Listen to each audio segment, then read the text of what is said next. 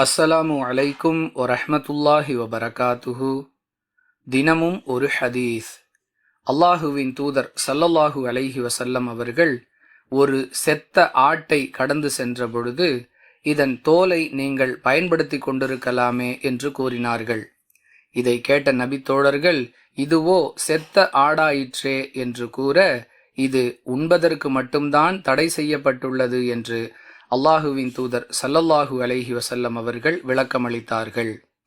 அறிவிப்பவர் அப்துல்லாஹ் இப்னு Abbas ரலியல்லாஹு அன்ஹு. நூல் புகாரி, ஹதீஸ் எண் 2221. அன்பிற்குரிய அல்லாஹுவின் நல்லடியார்களே, தாமாக செத்தவை உண்பதற்கு தடை செய்யப்பட்டவை என்பதை நாம் அறிந்து வைத்திருக்கிறோம். அது உண்பதற்கு மட்டும்தான் தடை செய்யப்பட்டிருக்கிறதே தவிர, அதன் தோலை வேறு ஏதாவது பயன்பாட்டிற்காக நாம் எடுத்துக்கொண்டால் மார்க்க ரீதியாக அது குற்றமாகாது என்பதை இந்த ஹதீஸ் நமக்கு விளக்குகிறது. புரிந்து நடந்து கொள்வோம். வாஹிரு தஅவானா அனில் ஹம்துலில்லாஹி ரப்பில் ஆலமீன். அஸ்ஸலாமு அலைக்கும் வரஹ்மத்துல்லாஹி வபரகாத்துஹு.